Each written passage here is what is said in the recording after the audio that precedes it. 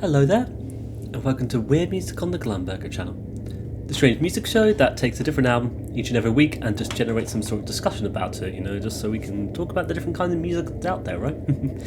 So in today's episode, we are returning to Lawrence English's wonderful record label, Room 40, a label we have actually discussed a few times on the channel thus far, which I've now created a playlist for because it just seemed to be fitting, right?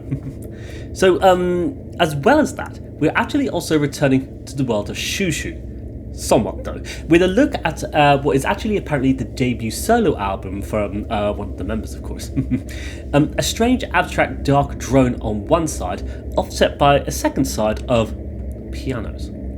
Very unusual stuff. So today I present Strands from Hyunhye Seo.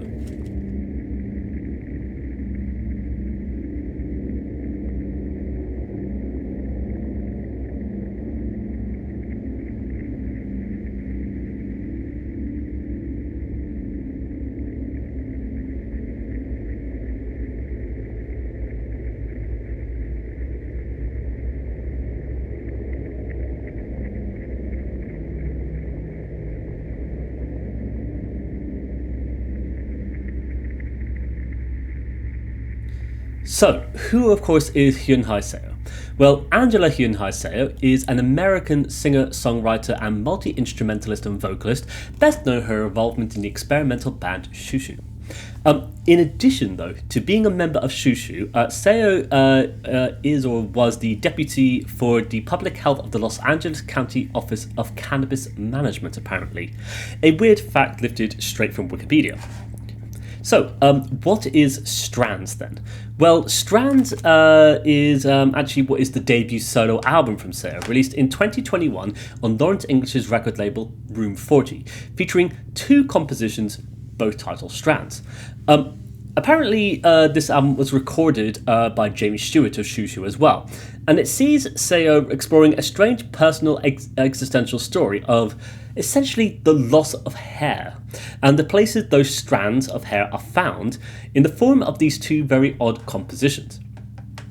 To actually better explain this though, we actually have a note on both the Bandcamp page and on the physical release that tells us the following. From Hyunhye Seo. 1.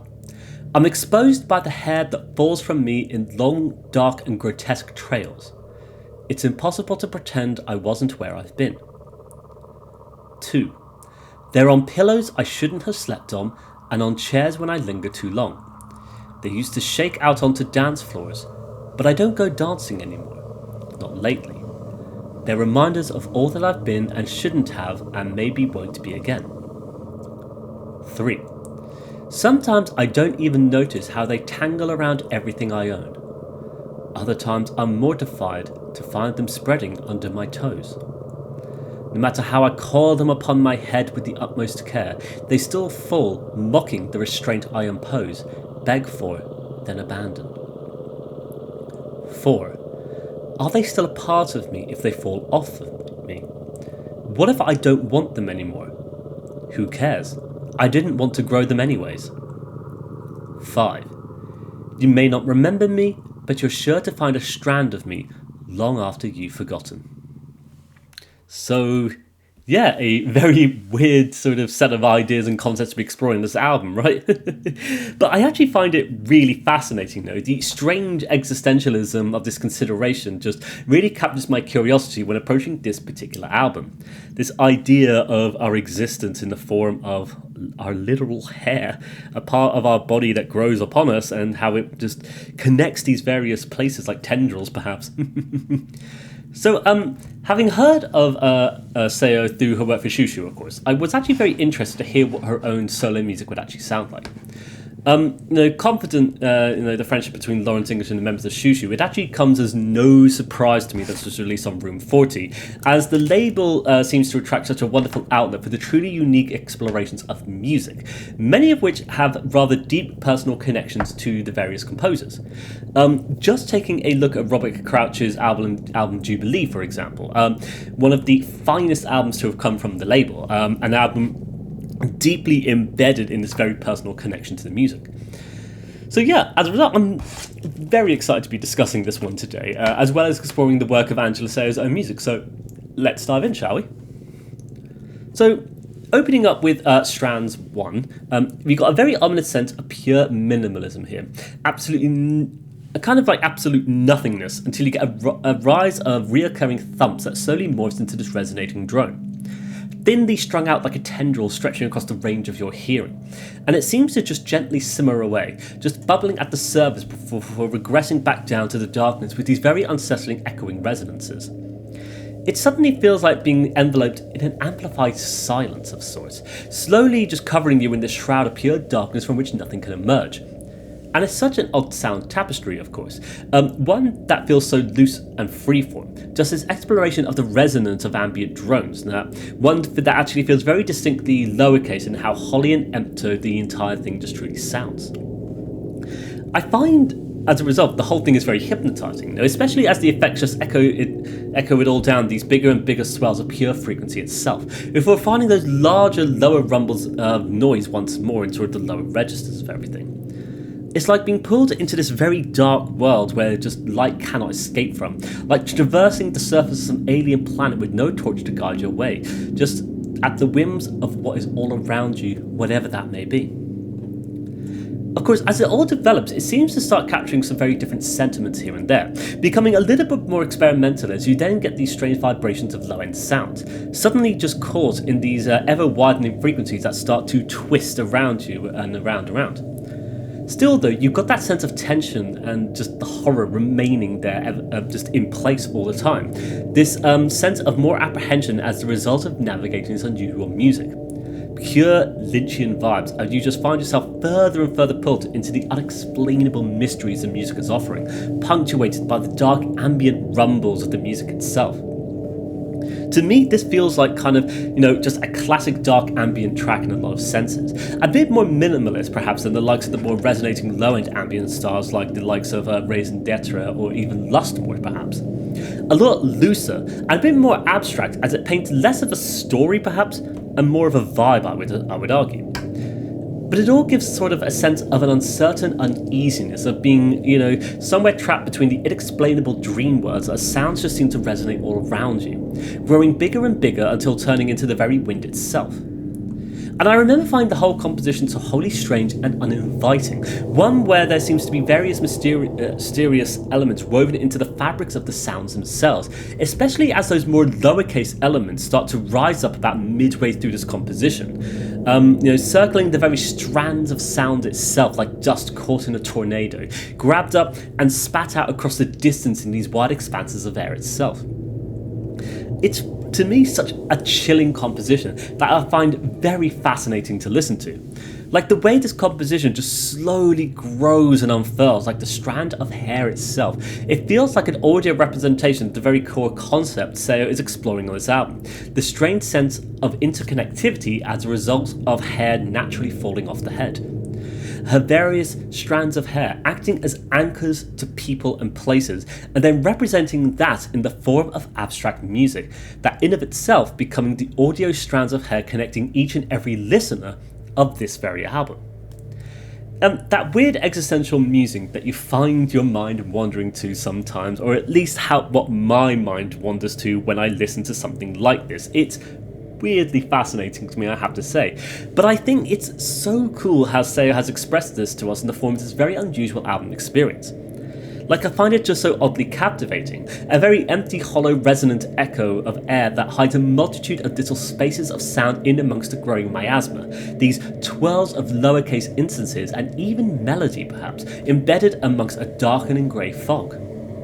It's also distinctly minimalist, and to me, clearly a result of Seo just abstractly painting this picture with her instruments. As strange as it all is, it just results in something that's so fascinating to me, in how it just pulls you into this chillingly cold aesthetic. Like, I think it's one of my favourite things I think I've heard from Seo, and I just love and adore how uncomfortable and uninviting the whole thing is, and yet the very strange concept to be very oddly relatable on this weird existential level. The sense of your hair being this anchor that ties you to so many places and people. Like, hearing this does indeed send my own head wandering into this very strange concept, of course. You know, wondering if what strange instances have occurred as a result of my own hair existing in a very place and time, right? Especially with how long, wild, and ridiculous it all is, right? It's very weird when you think about it, but I think it's really neat how Seo has explored this abstract concept on this very album here. Moving along, we flip the cassette over and we get Strands 2. So this is an entirely different mechanism at work.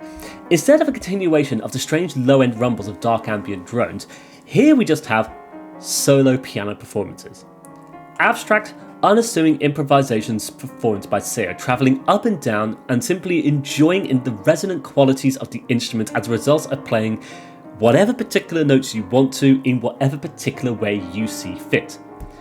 And this one just bounces along, rising and falling, leaning back and forth against the spectrum of notes that the entire piano can offer, you know, and from there it just abstractly explores seemingly every possibility that you can draw from the piano as an instrument, just playing each and every note in whatever fashion it seeks, seems to be guiding itself towards, essentially.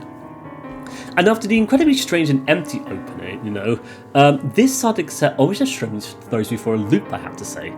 Like, the entire second side is just solo piano and nothing more. Just freeform improvisation, a growing storm of piano that just gets denser and denser, filling up that silence with a growing miasma of tones. It seems to follow no structure or melody, and with it being, made up of a multitude of tones, as opposed to just what is arguably the more minimalist side of the first half, it kind of baffles me a little bit as to make me wonder what Seo is trying to tell us or express us in.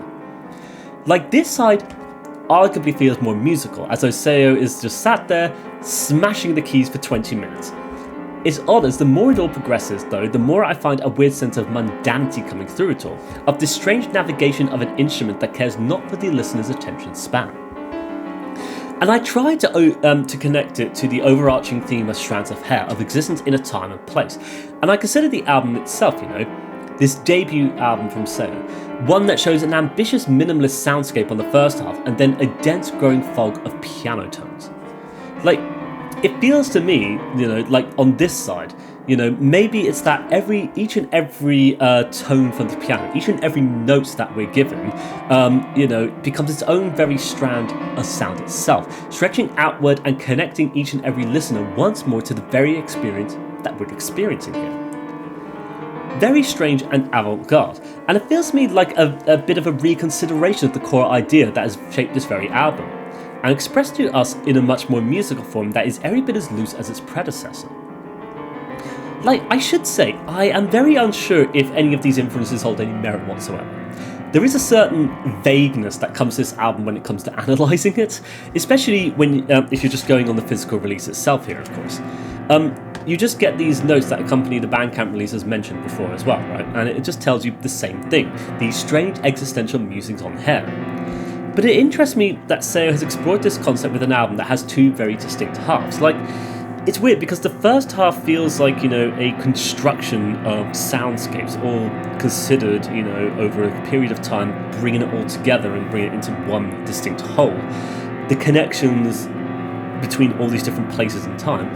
Whereas the second half feels very rooted in just that singular place in time, sat there by the piano, playing just the instrument and connecting it purely to that. Two different considerations of the sort of same concepts. Like, it's very strange, and trying to figure it all out really just goes beyond my natural comprehension. Like, it's something I do struggle to get my head around. But the more I think about it, the more I think it's really cool and really neat what Seo is doing here. Like, I have to say, it's a very odd composition to end this entire album. Despite being a lot more musical, it does feel every bit as uninviting as the previous track, like just this jazzy performance of sort of random improvisation, you know?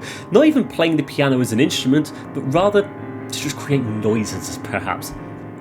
I certainly find it admirable on this weird sort of level, but very difficult to listen to, but I think that's perhaps the point. For some people, the dark ambient drones are too unsettling, too cold and isolated to ever be listenable, whereas this deluge of piano maybe could be more relatable to hear, as, you know, who hasn't ever just sat down at the piano once in their life and just smashed the keys with your hands, right? It's almost like maybe Seo is impossibly trying to express herself fully in the form of something else, which in this case, as a piano perhaps. And it being, you know, it too being this strange existential experience that is now connected to her as well. This performance, now this literal performance on the second side of this cassette, now a part of the strange tapestry that is now connected to her as well, making up the album Strands.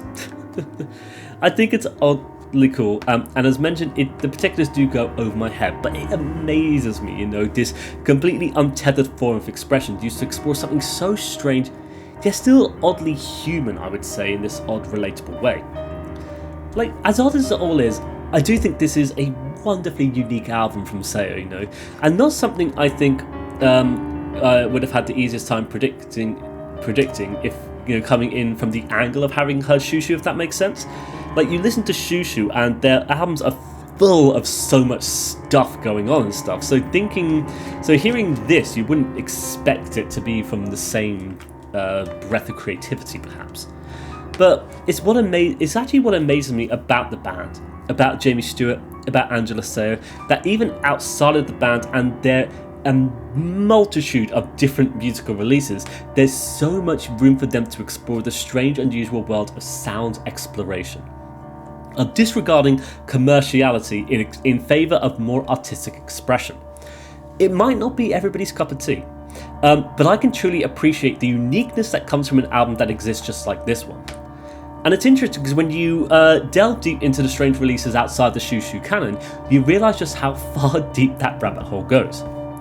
And this, as odd as it is actually miles more accessible than some of the most unusual albums that either one of them or both of them have made. I think that is incredibly cool, you know, and I adore that it's part of the Xiu Xiu story in a weird way. This debut album from one of the band's greatest members, I would say. So I think with that, we have essentially come to the end of our episode of Weird Music there. Another dive into the world of Room 40, you know. And I have mentioned before, you know, this record label just truly fascinates me, and I do want to take the time to explore many different releases from this label whenever I get that push to just sort of dive deep into one.